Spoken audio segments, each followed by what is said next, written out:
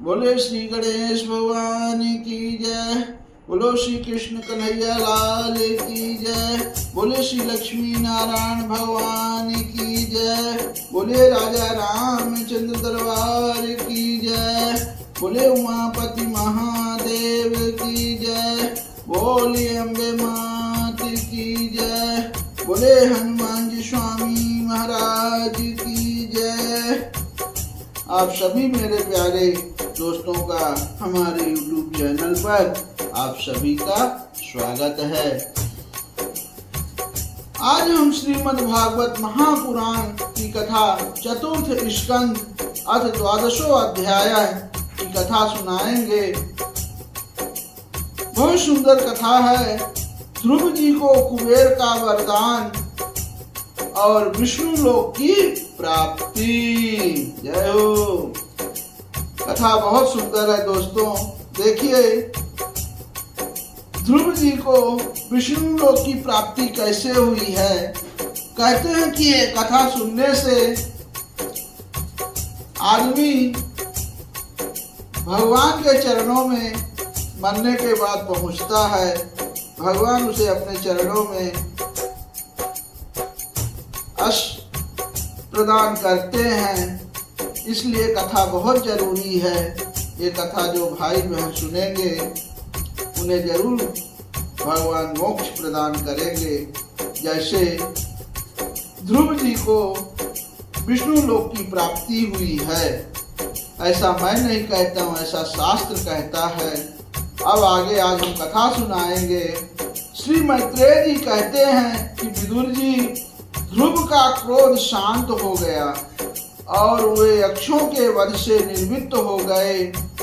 यह जानकर भगवान कुबेर वहां आए। उस समय यक्ष, चारण और किन्नर लोग उनकी स्तुति कर रहे थे। उन्होंने देखते ही ध्रुव जी हाथ जोड़कर खड़े हो गए। तब कुबेर ने कहा, तब श्री कुबेर जी बोले, शुद्ध हृदय क्षत्रिय कुमार, तुमने अपने दादा के उपदेश से ऐसा दुस्त्यज और वैर त्याग दिया जिससे मैं तुम पर बहुत प्रसन्न हूँ। वास्तव में ना तुमने यक्षों को मारा है और ना यक्षों ने तुम्हारे भाई को। देखिए बहुत छुपी हुई कहानी है। ये कथा जरूर सुनना। समस्त जीवों की उत्पत्ति और विनाश का कारण तो एक मात्र काल ही है। यह मैं तू आज मिथ्या बुद्धि तो जीव को अज्ञान व स्वप्न के समान शरीर आदि को ही आत्मा मानने से उत्पन्न होती है। इसी से मनुष्य को बंधन एवं दुखाद विपरीत अवस्थाओं की प्राप्ति होती है। ध्रुव अब तुम जाओ, भगवान तुम्हारा मंगलमय करें। तुम संसार पास से मुक्त होने के लिए सब जीवों में समदृष्टि रखकर सर्वभूतात्मा भगवान श्री हरि का भजन करो। वे संसार पास का छेदन करने वाले हैं तथा संसार की उत्पत्ति आदि के लिए अपनी त्रिगुणात्मिका माया शक्ति से युक्त होकर भी वास्तव में उससे रहित है। उनके चरण कमल ही सबके लिए भजन करने योग्य है। प्रियवर, हमने सुना है तुम सर्वदा भगवान कमल नाम के चरण कमलों के समीप रहने वाले हो। इसलिए तुम अवश्य ही वर पाने योग्य हो। ध्रुव, तुम्हें जिस वर की इच्छा हो मुझसे निसंकोच एवं निसंग होकर मांग लो। देखिए कितनी सुंदर कथा है। स्वयं कुबेर भगवान ध्रुव के पास आए और उनकी प्रशंसा की और साथ में उन्होंने कहा कि जो वर चाहिए वो मुझसे मांग लो। अगर हम आप सभी होते तो क्या वर मांगते। अब उसके लिए आप अपने अपने मन में सोच लीजिए, भगवान हो सकता है आपको वरदान दे देंगे। तो अब आगे कथा है।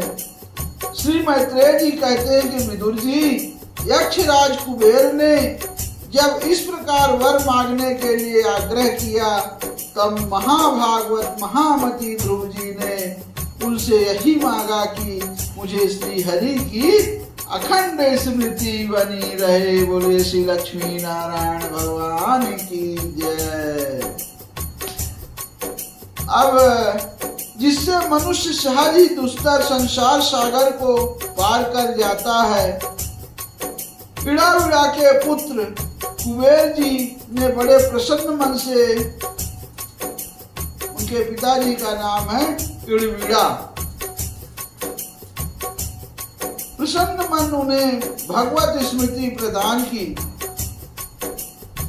फिर उनके देखते ही देखते हुए अंतर्धान हो गए। इसके पश्चात ध्रुव जी भी अपनी राजधानी को लौट आए। वहां रहते हुए उन्होंने बड़ी बड़ी दक्षिणा वाले यज्ञों से भगवान यज्ञ पुरुष की आराधना की।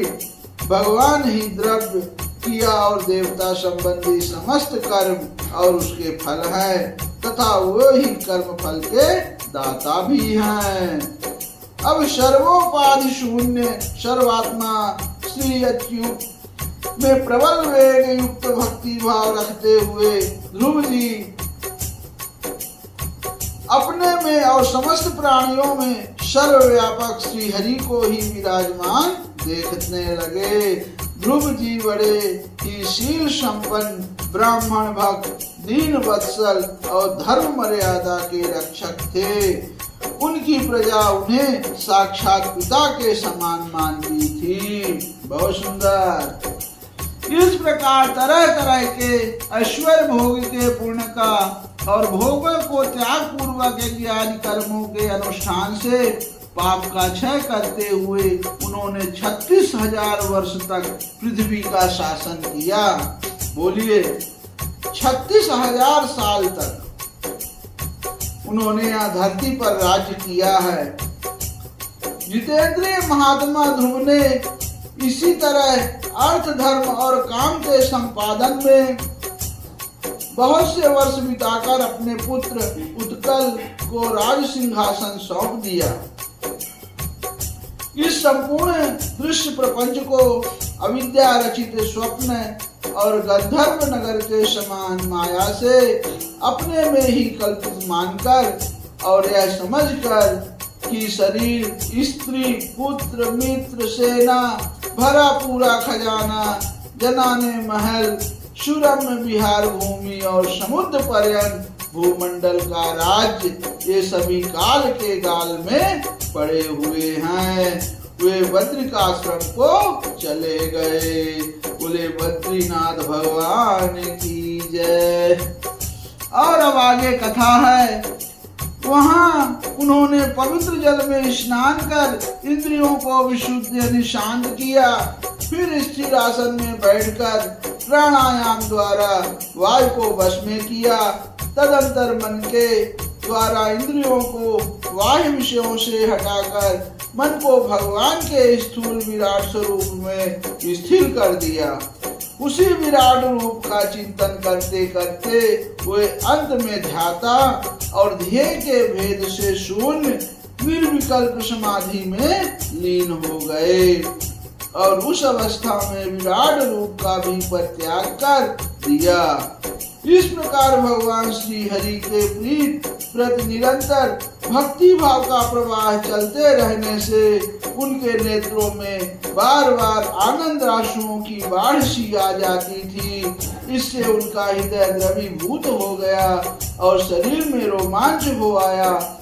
फिर देहाभिमान गलित हो जाने से उन्हें मैं ध्रुव हूँ इसकी स्मृति भी ना रही। वो भगवान में इतना लीन हो गए कि उनको खुद को नहीं पता चला कि मैं कौन हूँ, मेरा नाम क्या है। ऐसे भगवान के चरणों में अपना ध्यान लगा दिए। अब इसी समय ध्रुव जी ने आकाश से एक बड़ा ही सुंदर विमान उतरते देखा। वह अपने प्रकाश से 10 दिशाओं को आलोकित कर रहा था, मानो पूर्णिमा का चंद्र ही उदय हुआ हो। उसमें 2 श्रेष्ठ पार्षद गदाओं का सहारा लिए खड़े थे। उनके 4 भुजाएं थी, सुंदर श्याम शरीर था, किशोरावस्था थी और अरुण कमल के समान नेत्र थे। वे सुंदर वस्त्र, किरीट, हार, भुजबंद और अति मनोहर कुंडल धारण किए हुए थे। अब उन्हें पूर्ण श्लोक श्री हरि की सेवक जानकर ध्रुव जी ने हड़बड़ाहट में पूजा आदि का क्रम भूलकर सहसा खड़े हो गए और ये भगवान के पार्षद में प्रधान हैं, ऐसा समझकर उन्होंने श्री मधुसूदन के नामों का कीर्तन करते हुए उन्हें हाथ जोड़कर प्रणाम किया। ध्रुव जी का मन भगवान के चरण कमलों में तल्लीन हो गया और वे हाथ जोड़कर बड़ी नम्रता से सिर नीचा किए खड़े रह गए। तब श्री हरि के प्रिय पार्षद सुनंद और नंद ने उनके पास जाकर मुस्कुराते हुए कहा। सुनंद और नंद कहने लगे, राजन आपका कल्याण हो, आप सावधान होकर हमारी बात सुनिए। आपने 5 वर्ष की अवस्था में ही तपस्या करके सर्वेश्वर भगवान को प्रसन्न कर लिया था। हम उन्हीं निखिल जगनियंता सांगपाणी भगवान विष्णु के सेवक हैं और आपको भगवान के धाम में ले जाने के लिए यहाँ आए हैं। आपने अपनी भक्ति के प्रभाव से विष्णु लोक का अधिकार प्राप्त किया है, जो औरों के लिए बड़ा दुर्लभ है। परम ज्ञानी सप्तर्षि भी वहां तक नहीं पहुंच सके। वे नीचे से केवल उसे देखते रहते हैं। सूर्य और चंद्रमा आदि ग्रह, नक्षत्र एवं तारागण भी उसकी प्रदक्षिणा किया करते हैं। चलिए आप उसी विष्णु धाम में निवास कीजिए। प्रियवर, आज तक आपके पूर्वज तथा और कोई भी उस पद पर कभी नहीं पहुंच सके। भगवान विष्णु का वह परम धाम सारे संसार का वंदनीय है। आप वहां चलकर विराजमान हो। आयुष्मान यह श्रेष्ठ विमान पुण्य श्लोक शिखामणि श्री हरि ने आपके लिए ही भेजा है। आप इस पर चढ़ने योग्य हैं। अब यहाँ श्री मैत्रेय जी कहते हैं कि भगवान के प्रमुख पार्षदों के एक अमृतमय वचन सुनकर परम भागवत ध्रुव जी ने स्नान किया। फिर संध्या वंदनादि नित्य कर्म से निर्मित हो मांगलिक अलंकार आदि धारण किए। अब बद्रिका आश्रम में रहने वाले मुनियों को प्रणाम करके उनका आशीर्वाद लिया। इसके बाद उस श्रेष्ठ विमान की पूजा और प्रदक्षिणा की और पार्षदों को प्रणाम कर स्वर्ण के समान कांतिमान दिव्य रूप धारण कर उस पर चढ़ने को तैयार हुए। दोस्तों, कहानी बहुत सुंदर है, आप पूरी कथा सुनना। इतने में ही ध्रुव जी ने देखा कि काल मूर्तिमान होकर उनके सामने खड़ा है। तब वे मृत्यु के सिर पर पैर रखकर उस समय अद्भुत विमान पर चढ़ गए। उस समय आकाश में दुदुम्बी, मृदंग और ढोल आदि बाजे बजने लगे। श्रेष्ठ गंधर्व गान करने लगे और फूलों की वर्षा होने लगी। अब विमान पर बैठकर ध्रुव जी ज्यों ही भगवान के धाम को जाने के लिए तैयार हुए, तो ही उसने अपनी माता सुनीति का स्मरण हो आया। वे सोचने लगे, क्या मैं बेचारी माता को छोड़कर अकेला ही दुर्लभ वैकुंठ धाम को जाऊंगा? ऐसा उनके मन में एक प्रश्न यानी क्वेश्चन आ गया। अब आगे कथा क्या है कि नंद और सुनंद ने ध्रुव के हृदय की बात जानकर उन्हें दिखलाया कि देवी सुनीति आगे आगे दूसरे विमान पर जा रही है। उन्होंने क्रमशः सूर्य आदि सभी ग्रह देखे। मार्ग में जहाँ तहाँ विमानों पर बैठे हुए देवता उनकी प्रशंसा करते हुए फूलों की वर्षा करते जाते थे। उस दिव्य विमान पर बैठकर ध्रुव जी त्रिलोकी को पार कर सप्तर्षि मंडल से भी ऊपर भगवान विष्णु के नित्य धाम में पहुँचे। इस प्रकार उन्होंने अविचल गति प्राप्त की। यह दिव्य धाम अपने ही प्रकाश से प्रकाशित है। इसी के प्रकाश से तीनों लोग प्रकाशित है।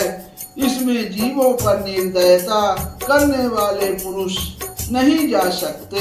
यहाँ तो उन्हीं की पहुँच होती है जो दिन रात प्राणियों के कल्याण के लिए शुभ कर्म ही करते रहते हैं, जो शांत, समदर्शी, शुद्ध और सब प्राणियों को प्रसन्न रखने वाले हैं तथा भगवत भक्तों को ही अपना एकमात्र सच्चा सुहृद मानते हैं।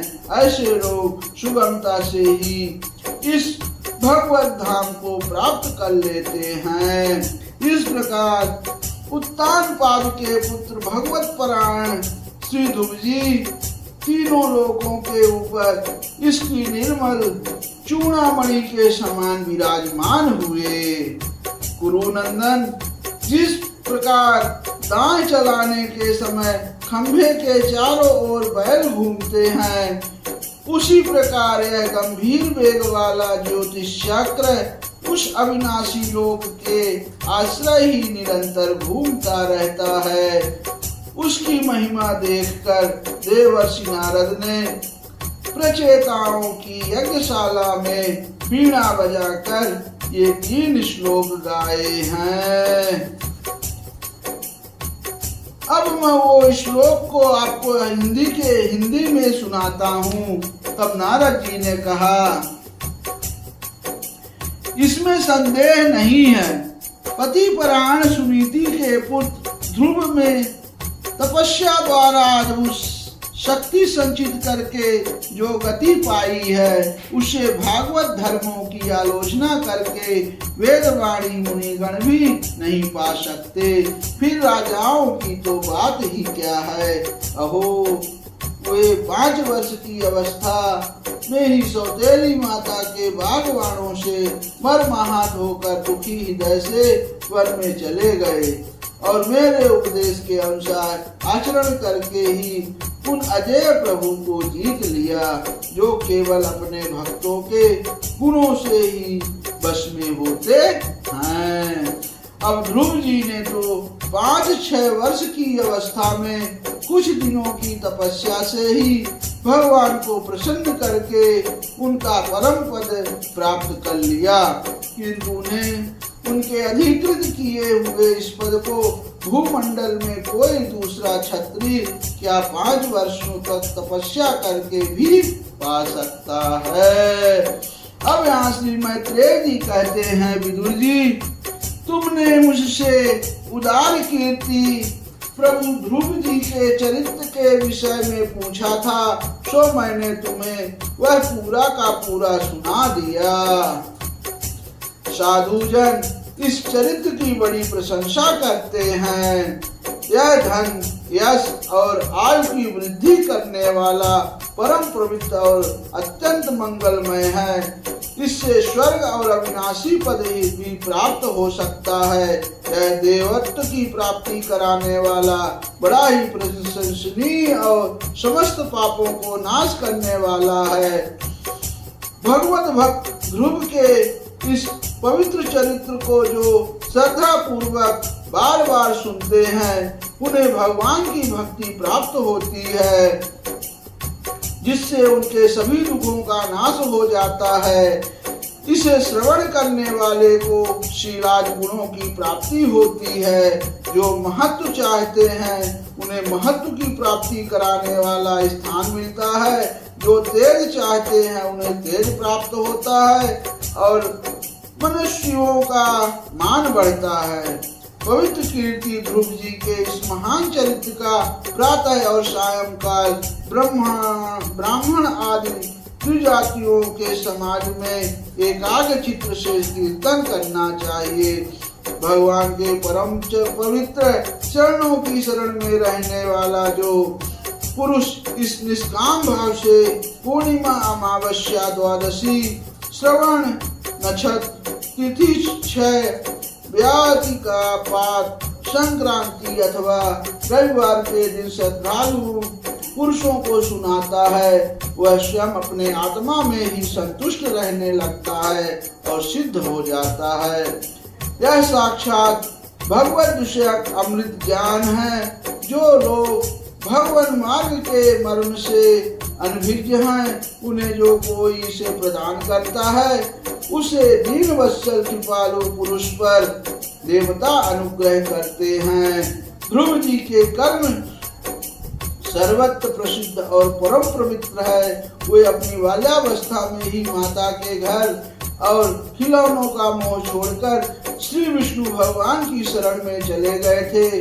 कुरु नंदन, उनका यह पवित्र चरित्र मैंने तुम्हें सुना दिया। इस श्रीमद्भागवते महापुराणे पारमहंस्यां संहितायां चतुर्स्कन्धे ध्रुव चरित्रम नाम द्वादशो अध्याय समाप्तः। बोलो श्री लक्ष्मी नारायण भगवान की जय। दोस्तों, कहानी कैसी लगी आप कमेंट में जरूर बताना है। बहुत अच्छी कथा है हमने जो आपको सुनाया है। तब तक के लिए आप सभी को जय श्री राधे कृष्णा।